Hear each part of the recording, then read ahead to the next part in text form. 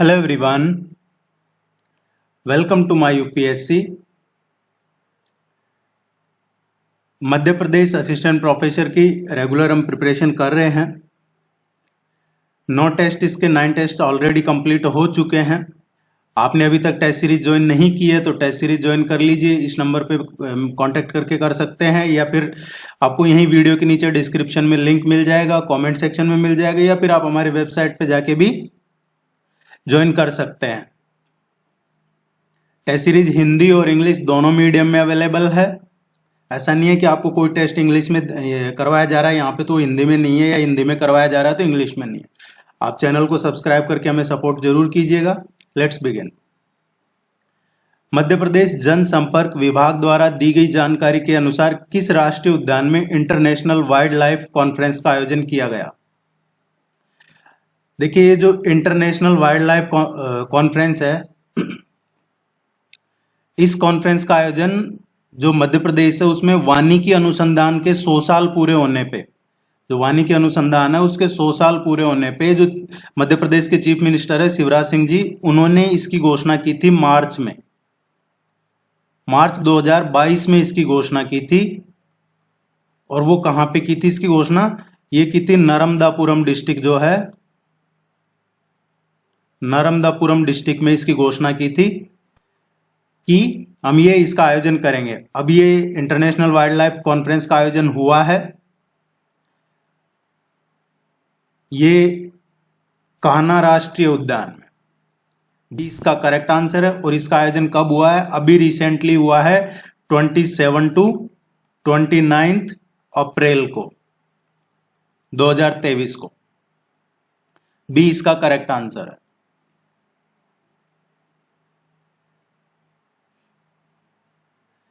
खबरों में देखी गई किरीट पारिख कमेटी किससे संबंधित है? अभी रिसेंटली ये चर्चा में थी ये कमेटी। करंट अफेयर्स का क्वेश्चन है ये, नेशनल लेवल का।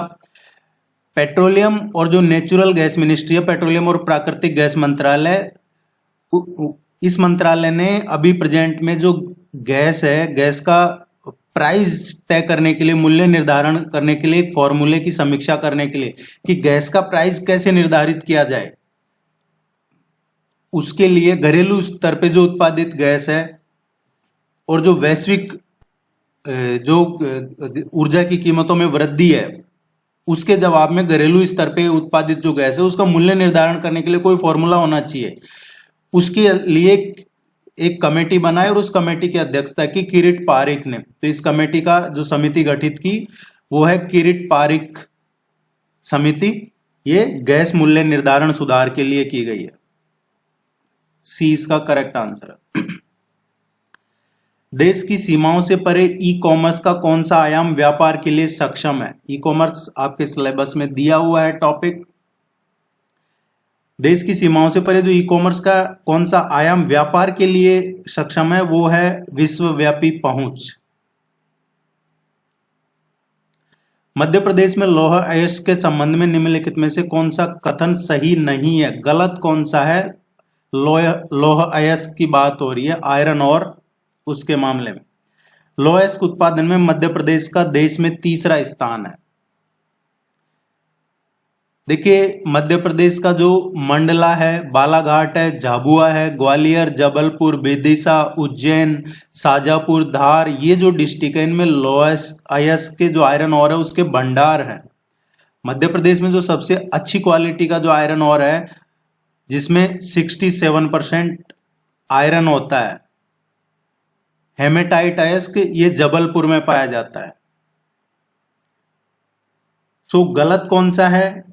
लौह अयस्क उत्पादन में मध्य प्रदेश का देश में 3रा स्थान है, ये गलत है। मध्य प्रदेश का लौह अयस्क में 3रा स्थान नहीं है, मिनरल में 3रा स्थान है। जो मिनरल रिसोर्सेज है उनमें 3रा स्थान है, ना कि आयरन ओर में। ये कंफ्यूज करने के लिए दिया है। मध्य प्रदेश में मुख्यमंत्री की अनुपस्थिति में निम्नलिखित में से कौन मंत्री परिषद की बैठक की अध्यक्षता करता है? अगर मंत्री परिषद की बैठक हो रही है और चीफ मिनिस्टर नहीं है तो कौन इसकी अध्यक्षता करेगा? इसकी अध्यक्षता उनके द्वारा की जाएगी जिसको मुख्यमंत्री डिसाइड करेंगे। मुख्यमंत्री जिनका नाम देंगे जो भी मिनिस्टर का, वो इसकी अध्यक्षता करेंगे। निम्नलिखित में से कौन सा युग्म सुमेलित है, सही से मैच कर रहा है, इनमें से कौन सा सही मैच कर रहा है ये देखना है हमें। रंगास्वामी कप, ये पोलो से, ये सही नहीं है। शीश Mahal trophy, Sheesh Mahal trophy cricket. Yadavindra cup hockey. Rovers cup football. B इसका करेक्ट आंसर है।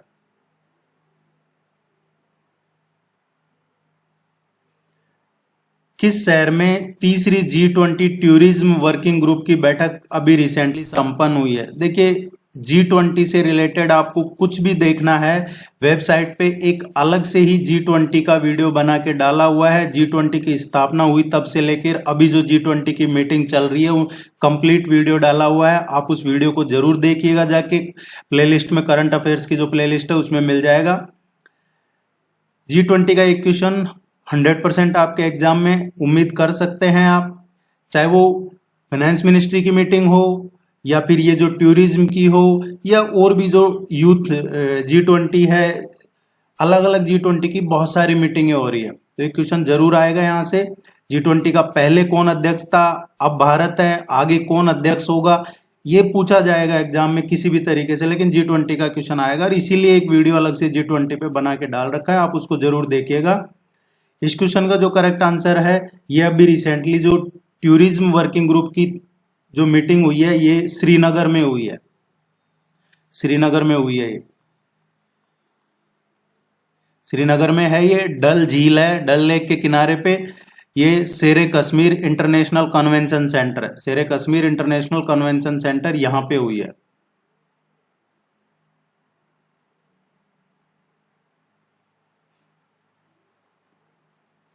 मध्य प्रदेश में ग्राम पंचायत घोषित करने के लिए न्यूनतम जनसंख्या कितनी होनी चाहिए? अभी पहले के बजाय इसमें अमेंडमेंट किया है, परिसीमन हो रहा है। ग्राम पंचायत को देखते परिसीमन किया गया था ये, तो इसमें तय किया गया जो परिसीमन हुआ उसमें कि ग्राम पंचायत डिक्लेयर करने के लिए कम से कम जो पॉपुलेशन है 1000 होनी चाहिए। हाल ही में किस संस्था ने world economic situation and prospect report जारी की है? ये जो world economic situation and prospect report है, ये 2023 की जो रिपोर्ट है 2023 की, ये यूनाइटेड नेशन ने जारी की है। ये रिपोर्ट प्रोड्यूस की जाती है यूनाइटेड नेशन का जो department of economic and social affair है, UN department of economic and social affair, ये इसको प्रोड्यूस करता है। और इसके साथ में और भी पार्टनरशिप में होते हैं, जैसे ये इनके साथ पार्टनरशिप में होता है। और भी ये टोटल 5 ब्रांचेज होती है जो पार्टनरशिप में होती है। यूनाइटेड नेशंस रीजनल कमीशंस हैं, जो इकोनॉमिक कमीशन ऑफ अफ्रीका हो गया, इकोनॉमिक कमीशन ऑफ यूरोप है, economic commission of Latin America and Caribbean है, economic and social commission for Asia and Pacific है, economic and social commission for western Asia है। इस तरीके की ये टोटल 5 ब्रांच हैं जो ये और इसके साथ में होती है, लेकिन मेनली यूनाइटेड नेशन प्रोड्यूस करता है। इसमें जो यूनाइटेड नेशन का WTO है वो भी इसमें कंट्रीब्यूट करता है। मध्य प्रदेश की पहली महिला राज्यपाल कौन थी? फर्स्ट विमेन गवर्नर, ये कंफ्यूज नहीं होना आपको कहीं, आप इसको ये नहीं देखना कि मध्य प्रदेश का पहला राज्यपाल कौन था। पहली विमेन गवर्नर कौन थी, महिला राज्यपाल कौन थी? ये थी सरला ग्रेवाल। सरला ग्रेवाल है, ये मध्य प्रदेश की पहली महिला राज्यपाल रही है 1989 से और 90 तक। और ये भारत की दूसरी महिला प्रशासनिक अधिकारी भी रही है। 1952 में IAS बनी थी, तो दूसरी प्रशासनिक सेवा अधिकारी रही है। जो प्राइम मिनिस्टर रहे हैं राजीव गांधी जी, जो पूर्व प्रधानमंत्री थे भारत के, उनकी चीफ सेक्रेटरी भी रही हुई है ये, उनकी प्रमुख सचिव रही हुई है ये। और जो पहले राज्यपाल का अगर पूछा जाता है आपसे क्वेश्चन कि पहले राज्यपाल कौन थे मध्य प्रदेश के, तो वो थे BP सीतारामैया। BP सीतारामैया पहले मध्य प्रदेश के राज्यपाल थे। मध्य प्रदेश के मुख्यमंत्री शिवराज सिंह चौहान की अध्यक्षता में हुई कैबिनेट की बैठक में किस जिले की 2 सिंचाई परियोजना, रूंज मध्यम सिंचाई परियोजना और मझगांव मध्यम सिंचाई परियोजना को स्वीकृति दी गई है? तो ये कौन से जिले की है जो 2 सिंचाई परियोजना है? रूंज मध्यम और मझगांव मध्यम सिंचाई परियोजना कौन से जिले की है? ये पन्ना डिस्ट्रिक्ट की है, जिनको अभी अप्रूवल मिली है। ये सिंचाई परियोजनाएं शुरू की जाएगी, इनका काम किया जाएगा, वापस से पुनरुद्धार किया जाएगा। निम्नलिखित सिंचाई परियोजना और उनके स्थानों के युग्मों को कौन सी सिंचाई परियोजना किस डिस्ट्रिक्ट से एसोसिएटेड है? एक क्वेश्चन आता है आपके, ये जो इरिगेशन प्रोजेक्ट्स है इनका। बारना ये रायसेन डिस्ट्रिक्ट में है सिंचाई परियोजना, कोलार सीहोर में है, सुक्ता ये बैतूल में नहीं है, पुनासा खंडवा है। एक्चुअली जो सुक्ता है ये खंडवा में है। इसके 2 फेस हैं। जो ये सुक्ता डैम जो नदी है, ये देखा जाए तो एक तरीके से नर्मदा की ट्रिब्यूटरी है, छोटी है। पेंच और नर्मदा, जो पेंच और सुक्ता है नर्मदा की ट्रिब्यूटरी है। सी इसका करेक्ट आंसर है।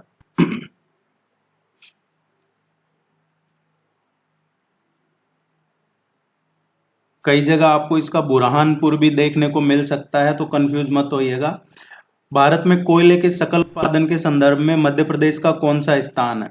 कोयले के सकल उत्पादन में मध्य प्रदेश का कौन सा स्थान है? देखिए, जो टॉप 5 कोल प्रोड्यूसिंग स्टेट्स जो हैं, कोयला जहां ज्यादा होता है सबसे ज्यादा इंडिया में, उनमें टॉप पे है झारखंड। सबसे लार्जेस्ट कोल प्रोड्यूसिंग स्टेट कौन सा है? झारखंड। झारखंड के बाद नंबर आता है जो ओडिशा का। ओडिशा के बाद में छत्तीसगढ़, देन वेस्ट बंगाल, और फिर उसके बाद में मध्य प्रदेश, तेलंगाना एंड महाराष्ट्र। ये आप नाम याद रख सकते हैं इस तरीके से। सो मध्य प्रदेश का कौन सा है? फर्स्ट पे झारखंड है, दूसरे पे ओडिशा है, तीसरे पे छत्तीसगढ़ है, चौथे पे पश्चिम बंगाल है और 5वें पे मध्य प्रदेश है। सी इसका करेक्ट आंसर है। आप चैनल को सब्सक्राइब जरूर कीजिएगा, वीडियो को लाइक किए बिना मत जाइएगा, ये मेरा निवेदन आपसे। हाल ही में कहां पर डिजिटल इंडिया संवाद आयोजित किया गया है? डिजिटल इंडिया संवाद अभी रिसेंटली हुआ है, ये मुंबई में आयोजित किया गया है डिजिटल इंडिया संवाद। मध्य प्रदेश राज्य निर्वाचन आयोग कब अस्तित्व में आया? जो Madhya Pradesh state election commission है उसकी बात हो रही है, ये कब एग्जिस्टेंस में आया है?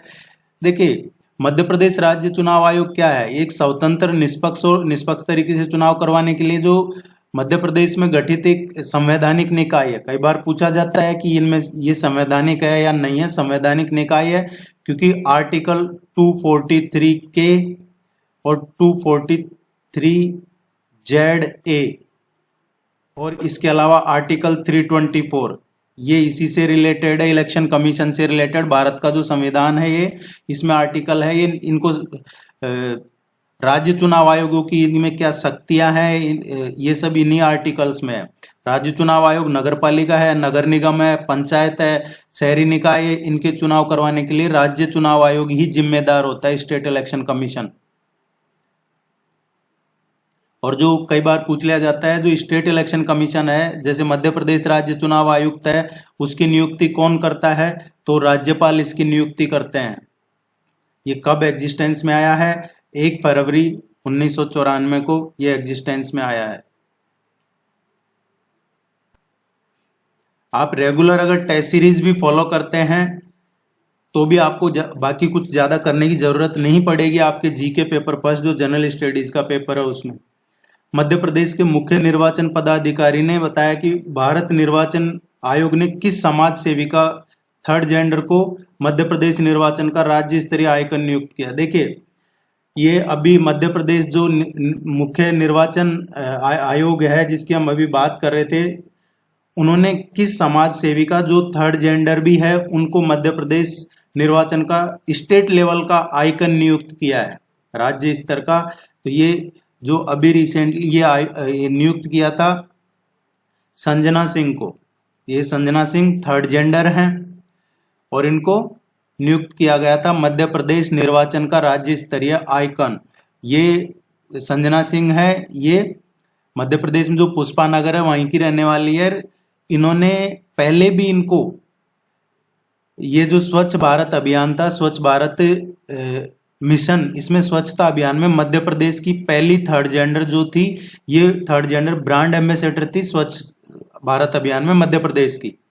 इसके अलावा 2017 में एक डेटॉल स्वच्छ भारत बनेगा कैंपेन चला था, उसमें भी अमिताभ बच्चन ने इनको सम्मानित किया था। तो ये काफी फेमिलियर, काफी चर्चा में है ये नेम। ए इसका करेक्ट आंसर है। भारत की जनगणना 2011 के अनुसार मध्य प्रदेश का न्यूनतम जनसंख्या घनत्व वाला जिला कौन सा है?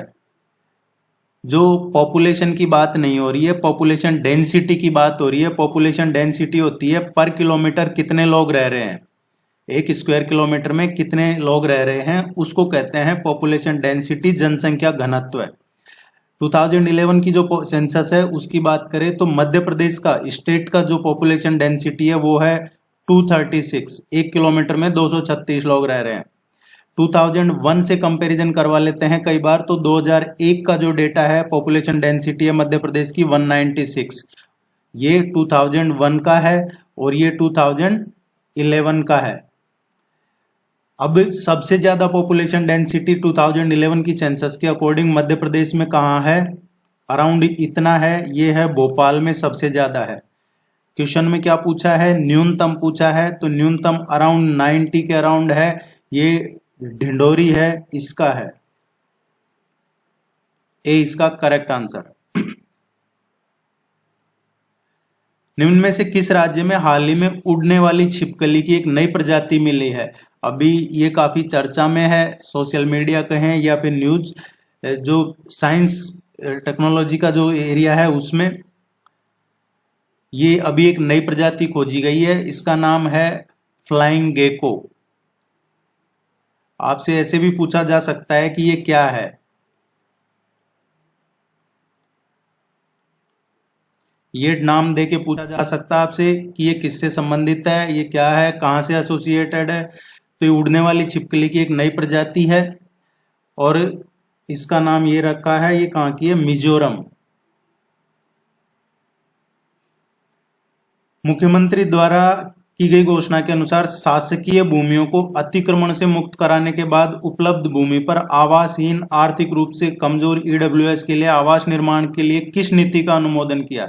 देखिए मैं इसको समझाता हूं क्वेश्चन को। अभी रिसेंटली एक नीति लॉन्च की है, पॉलिसी जिसको कहें हम, पॉलिसी मध्य प्रदेश गवर्नमेंट ने, चीफ मिनिस्टर शिवराज सिंह चौहान जी ने, कि जो भी भूमि पे अतिक्रमण कर रखा है, चाहे जिसने भी कर रखा हो, उस भूमि को खाली करवाया जा रहा है और उस भूमि पे जिन भी लोगों के पास घर नहीं है, जो ईडब्ल्यूएस है, आर्थिक रूप से कमजोर हैं या जो बीपीएल वगैरह में घर नहीं है, उनको घर बना के दिया जाएगा उस जमीन पे जो खाली करवाई जा रही है, कब्जे वाली जमीन। अब इसके लिए कौन सी पॉलिसी लाई है सरकार? ये पॉलिसी है सुराज पॉलिसी, सुराज नीति 2023। ये बहुत ज्यादा इंपॉर्टेंट क्वेश्चन है, इसको आप याद रखिएगा। आनंद सिंह श्याम एवं धनैया बाई कलाकारों का संबंध किस कला से है? ये जो आनंद सिंह श्याम और धनैया बाई है, ये गोंड चित्रकला से जुड़े हुए हैं और गोंड चित्रकला मेन रूप से मध्य प्रदेश और छत्तीसगढ़ में फेमस है। इसमें जो नेचुरल चीजें हैं, प्रकृति है, जानवर है या जो लोक कथाएं हैं, उनको चित्रित किया जाता है।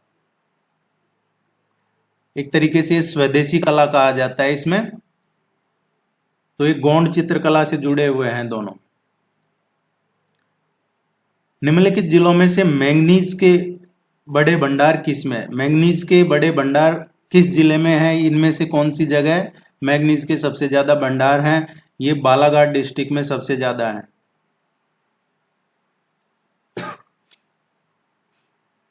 आप टेस्ट सीरीज ज्वाइन कर लीजिएगा क्योंकि यहाँ पे आपको रेगुलर टेस्ट मिलेंगे नहीं आने वाले टाइम में, ना पूरे टेस्ट मिलेंगे full length test. Madhya Pradesh राज्य रूपंकर कला पुरस्कार 2023 प्रदान किए हैं अभी रिसेंटली। इनमें से कौन सा मिसमैच है, गलत है, जो ऑप्शन दे रखे हैं उनमें से? देवकृष्ण जटाशंकर जोशी पुरस्कार जबलपुर के अमित कुमार सिन्हा को उनकी जो कलाकृति है द शाइनिंग मेकर के लिए दिया गया है। एक तो आपको ये ध्यान रखना है ये कौन से पुरस्कार हैं, राज्य रूपंकर कला पुरस्कार। अब इसमें दो तीन चीजें ध्यान रखनी है, आपसे एक लाइन का क्वेश्चन भी पूछा जा सकता है कि द शाइनिंग मेकर के लिए अमित कुमार सिन्हा को कौन सा पुरस्कार दिया गया है, तो राज्य रूपांकर कला पुरस्कार दिया है और वो भी देवकृष्ण जटाशंकर जोशी पुरस्कार, और ये जबलपुर के हैं। दूसरा मुकुंद सखाराम भांड पुरस्कार भोपाल की सुश्री समीक्षा राठौड़ को, और किसके लिए, शीर्षक विहीन जो उनकी कलाकृति है ये इसके लिए पुरस्कार दिया है। सैयद हैदर रजा पुरस्कार भोपाल के पॉपिल मन्ना को डेप्थ ऑफ फेयरनेस के लिए दिया गया है।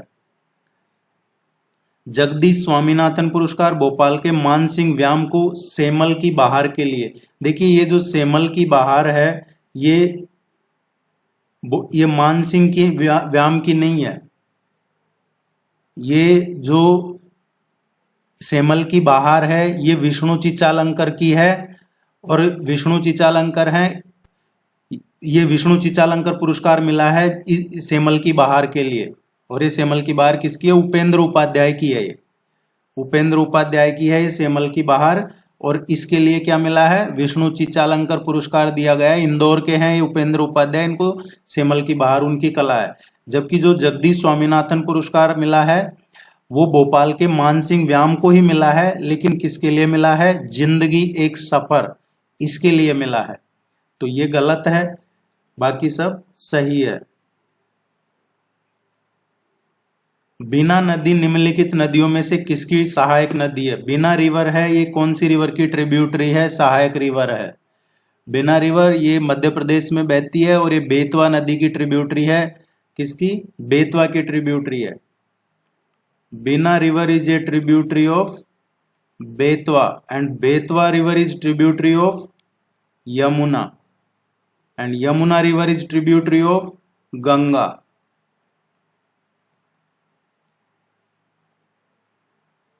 ये ध्यान रखिएगा। हाल ही में चक्रवात मोचा से प्रभावित कौन से देश में भारत ने ऑपरेशन करुणा बचाओ अभियान चलाया है।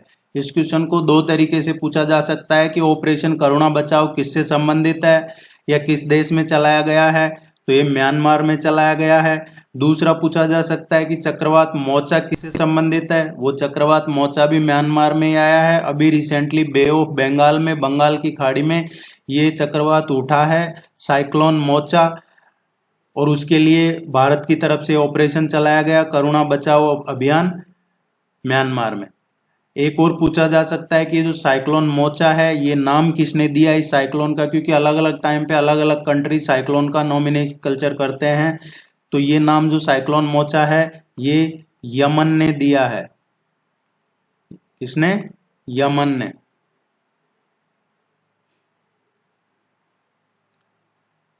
मध्य प्रदेश सरकार की लाडली बहना योजना के अंतर्गत योग्य महिलाओं को कितनी राशि दी जाएगी। लाडली बहना योजना का क्वेश्चन मध्य प्रदेश की जितनी भी एग्जाम्स हो रही है सभी में आ रहा है। ये क्वेश्चन अलग अलग तरीके से पूछा जा रहा है लेकिन सभी में पूछा जा रहा है। अभी जो पिछले 4-5 महीनों में जितने भी एग्जाम हुई है, 28 जैन को ये इसकी घोषणा की थी। 28 जनवरी 2023 को जो चीफ मिनिस्टर है मध्य प्रदेश के, उन्होंने मुख्यमंत्री लाडली बहना योजना, इसमें पर मंथ 1000 रुपीज दिए जाते हैं महिलाओं को, और महिलाओं के हेल्थ, पोषण और आर्थिक स्वावलंबन के लिए ये योजना चालू की गई है। इस योजना में न केवल महिलाएं बल्कि जो आश्रित बच्चे हैं उनमें भी पोषण और स्वास्थ्य के लिए ये योजना में उनका भी प्रावधान है। हाल ही में कहां पर आसियान शिखर सम्मेलन शुरू हुआ है। आसियान शिखर सम्मेलन अभी रिसेंटली कहां हुआ है ये आसियान है। देखिए आसियान की स्थापना कब हुई है। आसियान क्या है, the association of south east Asian nation, ये इसकी फुल फॉर्म है, the association of south east Asian Nations. इसकी जो एस्टेब्लिशमेंट है, इट वाज एस्टेब्लिश्ड इन अगस्त 8, 1967। 8 अगस्त 1967 को इसकी स्थापना हुई थी। कहां पे हुई थी इसकी स्थापना? बैंकॉक में, बैंकॉक, थाईलैंड।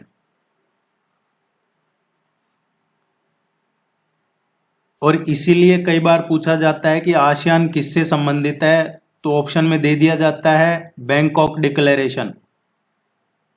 तो बैंकॉक डिक्लेरेशन इसकी स्थापना से जुड़ा हुआ है। और इसके जो फाउंडिंग फादर्स हैं आसियान के, वो कौन रहे हैं? शुरू में इसकी स्थापना हुई थी जब 5 कंट्रीज थे जो इसके फाउंडिंग फादर्स बोले जाते हैं, वो हैं Indonesia, Malaysia, Philippines, Singapore and Thailand. Thailand, Indonesia, Malaysia, Philippines और सिंगापुर। अभी क्वेश्चन की बात कर लेते हैं जो अभी हाल ही में है, मतलब ये 2023 में कहां पे हुआ है? ये हुआ है 42वां 42nd आसियान शिखर सम्मेलन हुआ है 42वां। ये इंडोनेशिया में हुआ है। सी इसका करेक्ट आंसर आएगा। इंडोनेशिया में किस जगह हुआ है? लाबुआन बाजो। लाबुआन बाजो में हुआ है 42वां आसियान शिखर सम्मेलन। आसियान शिखर सम्मेलन की बैठक है, इसके जो 10 देश हैं, हर साल बैठक आयोजित होती है। लेकिन जो आसियान शिखर सम्मेलन है उसकी बैठकें साल में 2 बार होती है। 10 देश तो प्रतिवर्ष आयोजित करते हैं, लेकिन साल में 2 बार। अब एक बार तो हो गई है मई में 42वां हो गया। अब इसका जो नेक्स्ट है 43rd आसियान शिखर सम्मेलन, वो कहां पे होगा? वो होगा 5 to 7 सितंबर को, 5 से 7 सितंबर 2023 को आसियान का 43वां शिखर सम्मेलन होगा जकार्ता, सेम इंडोनेशिया में ही। तो उस टाइम जब आपका एग्जाम हो रहा होगा, जब पूछा जाएगा कि या तो कहाँ हुआ है, तो उस टाइम आपको ये नहीं करना लाबुआन बाजो, उस टाइम आपको जकार्ता इंडोनेशिया करना है। लाबुआन बाजो भी इंडोनेशिया में ही है। मध्य प्रदेश विज्ञान एवं प्रौद्योगिकी परिषद ने स्कूली बच्चों एवं जनमानस में विज्ञान के प्रति जागरूकता लाने और प्रचार प्रसार के उद्देश्य से किस शहर में 8वें अंतर्राष्ट्रीय साइंस फेस्टिवल 2022 का आयोजन किया? आपसे इस तरीके से इसलिए बनाया क्वेश्चन कि देखिए, ये जो 8वां अंतर्राष्ट्रीय साइंस फेस्टिवल है, किसने आयोजन किया? विज्ञान एवं प्रौद्योगिकी परिषद ने। किस लिए किया? स्कूली बच्चों में विज्ञान के प्रति जागरूकता लाने के लिए किया।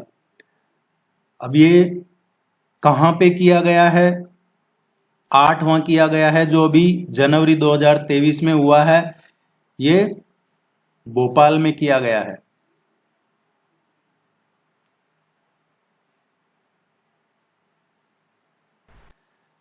जनवरी 2023 को मध्य प्रदेश के पर्यटन और संस्कृति एवं tourism board Gandhi Sagar floating festival Madhya Pradesh के किस जिले में आयोजित किया?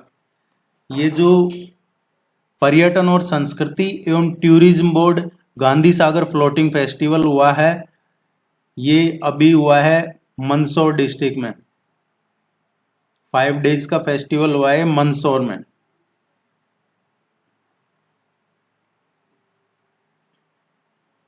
भौगोलिक क्षेत्रफल के प्रतिशत के रूप में निम्नलिखित में से किस जिले का वन क्षेत्र सर्वाधिक है? जो भौगोलिक क्षेत्रफल के प्रतिशत के रूप में देखा जाए तो कौन से जिले में ज्यादा फॉरेस्ट एरिया है? इसमें सबसे ज्यादा श्योपुर में है।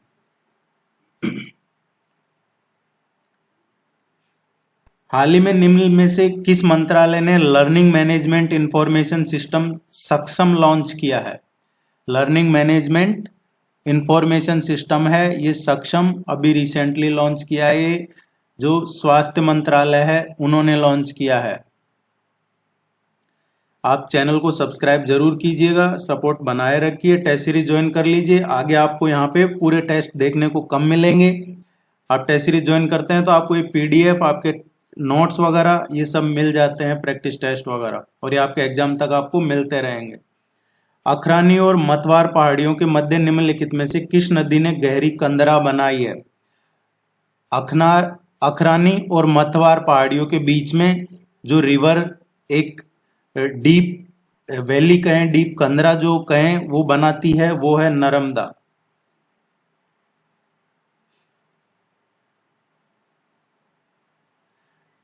कौन सा जिला कपास और केले के उत्पादन के लिए प्रसिद्ध है? इनमें से कौन सा जिला है जो कपास और केले के उत्पादन के लिए फेमस है?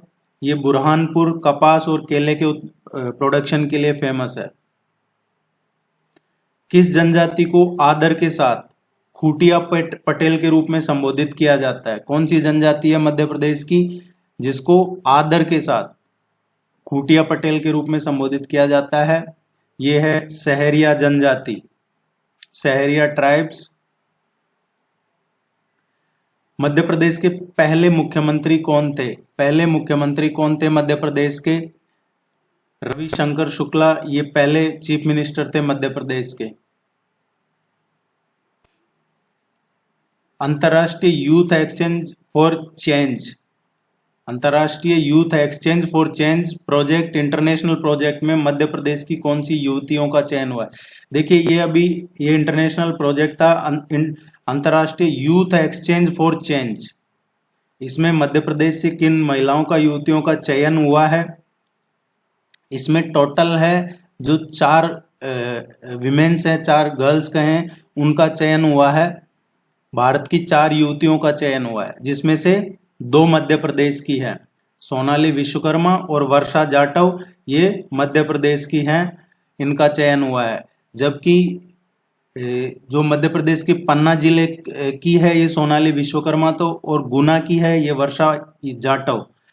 जबकि जो खुशबू कनौजिया है और एक और है काजल कनौजिया, ये दोनों, खुशबू कनौजिया और काजल कनौजिया, ये दोनों को भी मिला है, इसमें चयन हुआ है। लेकिन ये दोनों हैं बनारस उत्तर प्रदेश की। इसका किसने किया है? जो मिलान फाउंडेशन है वो इसको ऑर्गेनाइज करती है। निम्न में से कौन सा कृत्रिम बुद्धिमत्ता, आर्टिफिशियल इंटेलिजेंस के पक्षपात का स्रोत नहीं है? कौन सा आर्टिफिशियल इंटेलिजेंस के पक्षपात का स्रोत नहीं है?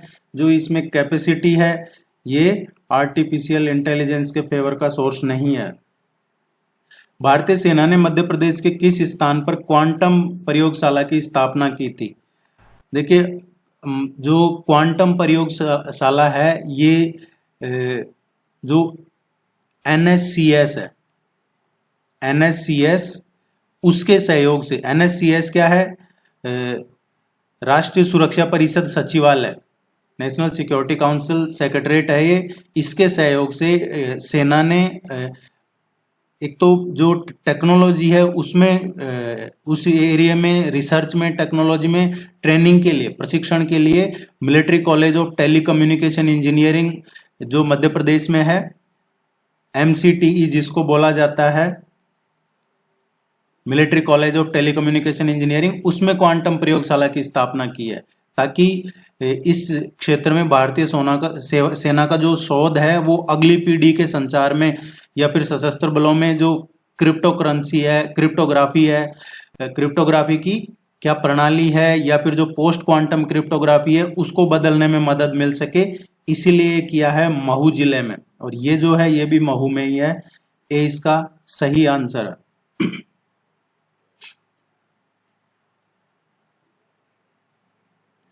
मध्य प्रदेश में वैश्विक निवेश शिखर सम्मेलन 2023 किस स्थान पर आयोजित किया गया था? वैश्विक निवेश शिखर सम्मेलन 2023 ये भोपाल में आयोजित किया गया था। जब मनाया जा रहा था प्रवासी भारतीय दिवस, उस टाइम पे आयोजित किया गया था। निम्नलिखित में से किस स्तूप के तोरण द्वार पर अशोक एवं उसकी 2 रानियों के साथ बोधि वृक्ष तीर्थ यात्रा का अंकन मिलता है? किस स्तूप पे मिलता है कि तोरण द्वार पे अशोक और उनकी 2 रानियों के साथ बोधि वृक्ष तीर्थ यात्रा का किस स्तूप में मिलता है? ये सांची के स्तूप में मिलता है। प्रसिद्ध स्वतंत्रता सेनानी भागीरथ सिलावट, सादत खान एवं वंश गोपाल का संबंध निम्नलिखित में से किस स्थान से है? ये वंश गोपाल प्रमुख क्रांतिकारी थे जिन्होंने भागीरथ सिलावट, सादत खान, इनके साथ इंदौर में अंग्रेजों के खिलाफ विद्रोह किया था।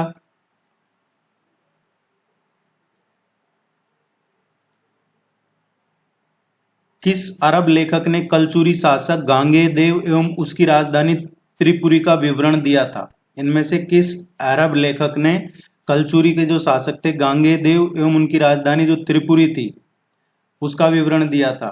ये अल-बरूनी ने दिया था। तो दो चीजें आपको क्लियर हो जानी चाहिए, एक तो कलचुरी के शासक थे गांगेयदेव और उनकी गांगेयदेव की राजधानी थी त्रिपुरी, और ये किसने लिखा है? अरब लेखक ने। ये जो अल-बरूनी है इन्होंने इसका विवरण मिलता है इन जो कुछ लिखा है उसमें। निर्मल वर्मा पुरस्कार मध्य प्रदेश संस्कृति विभाग द्वारा किस क्षेत्र में दिया जाता है? निर्मल वर्मा पुरस्कार जो एनआरआई हैं वो हिंदी का प्रसार प्रसार करें इसके लिए दिया जाता है। भारतीय प्रवासियों द्वारा जो हिंदी का प्रचार प्रसार है उसके लिए निर्मल वर्मा पुरस्कार दिया जाता है। ये इंपॉर्टेंट क्वेश्चन है, आपको ध्यान रखना है। निम्नलिखित में से कौन सा राष्ट्रीय उद्यान आधिकारिक तौर पर भूरसिंह द बारहसिंगा नामक एक शुभंकर पेश करने वाला भारत का पहला राष्ट्रीय उद्यान है? ये पहला राष्ट्रीय उद्यान है जिसपे ऑफिशियली भूरसिंह द बारहसिंगा एक शुभंकर पेश किया गया है। ये जो राष्ट्रीय उद्यान है कान्हा राष्ट्रीय उद्यान।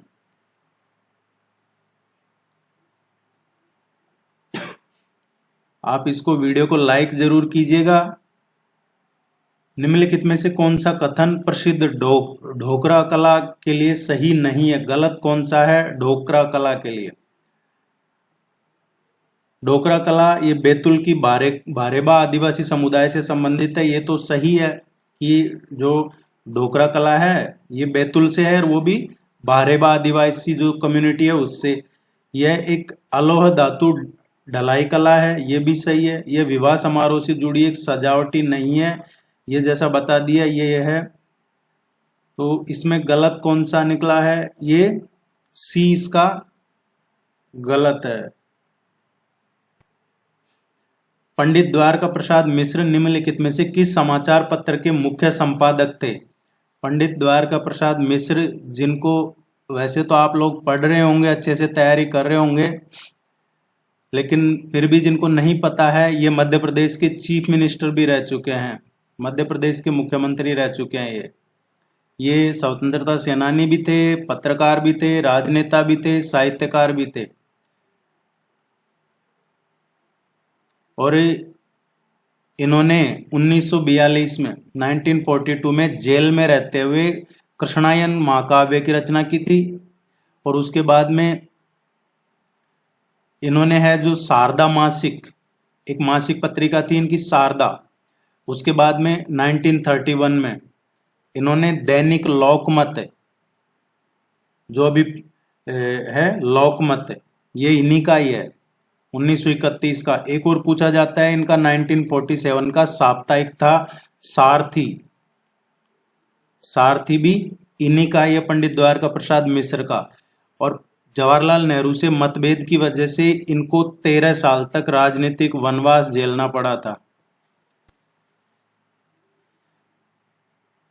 धर्म राजेश्वर स्मारक निम्नलिखित में से किस प्राचीन नगर से संबंधित है? धर्म राजेश्वर स्मारक है, ये धर्म राजेश्वर का गुफा मंदिर गरोठ तहसील में है, चंदवासा शहर से पास में ही पड़ता है। ये कभी मौका मिले जाइएगा, देख के आइएगा। मंदसौर में है और मंदसौर का प्राचीन नाम क्या था? दसपुर। प्राचीन काल में मंदसौर को दसपुर के नाम से जानते थे। आप टेस्ट सीरीज जरूर ज्वाइन कर लीजिएगा, आपकी रेगुलरिटी बनी रहेगी और आपका कंप्लीट स्टडी मटेरियल आपको टाइम टू टाइम मिलता रहेगा, इंक्लूडिंग करंट अफेयर्स। IIMF जो भारतीय वन प्रबंधक संस्थान है, Indian institute of forest management, ये कहाँ पे है? जो IIMF है इसकी स्थापना हुई थी 1982 में। ये जो पर्यावरण वन और जलवायु परिवर्तन मंत्रालय है भारत सरकार का, उसके अधीन आता है और उसी से इसको फाइनेंशियल असिस्टेंस मिलता है, वित्तीय सहायता। ये भोपाल में है। मध्य प्रदेश की मिट्टी के संबंध में निम्नलिखित कथनों पर विचार करके बताना है सही कौन सा है। बघेलखंड में लाल व पीली मिट्टी पाई जाती है, बघेलखंड में लाल और पीली मिट्टी पाई जाती है। ये स्टेटमेंट सही है। लाल एवं पीली मिट्टी में उर्वरकता अधिक होती है, ये स्टेटमेंट सही नहीं है। मालवा पठार में गहरी काली मिट्टी हम पढ़ चुके हैं पहले भी। मध्य प्रदेश के उत्तरी पश्चिमी भाग में जलोढ़ मिट्टी पाई जाती है, ये भी हम पढ़ चुके हैं। So first, third and fourth correct answer है इसका। निम्नलिखित में से कौन सा कथन मध्य प्रदेश की जलवायु के संबंध में, क्लाइमेट की बात हो रही है, गलत है? मध्य प्रदेश की क्लाइमेट के संबंध में सही नहीं है, गलत कौन सा है? शीत ऋतु में उत्तरी भागों में तापमान दक्षिणी भागों की तुलना में कम हो जाता है। राज्य का दक्षिण पूर्वी भाग अपेक्षाकृत अधिक वर्षा प्राप्त करता है। देखिए, अगर आपने अभी तक भी मध्य प्रदेश का मैप नहीं पढ़ा है तो मध्य प्रदेश का मैप जरूर पढ़ लीजिएगा, क्योंकि सब कुछ मैप के बिना आप कितना भी तैयारी कर लीजिए, ज्यादा आपको याद रह नहीं पाता है। मैप से आपको ज्योग्राफी तो कम से कम अच्छे से याद रह पाती है। ग्रीष्म ऋतु में मुरैना व दतिया जिलों में तापमान कम रहता है, तो गलत कौन सा है? थर्ड वन गलत है। निम्नलिखित में से कौन सा जिला वर्षा ऋतु में अधिक वर्षा प्राप्त करता है? बारिश में सबसे ज्यादा वर्षा इनमें से जहां जो प्राप्त करता है वो मंडला डिस्ट्रिक्ट है। आप चैनल को सब्सक्राइब करके जाइएगा और देखिए, वीडियो पूरा देखा कीजिए, आप स्किप ना करें, बहुत मेहनत से आपके लिए लेके आते हैं। लाइक कीजिए। All the very best, good luck, thank you very much.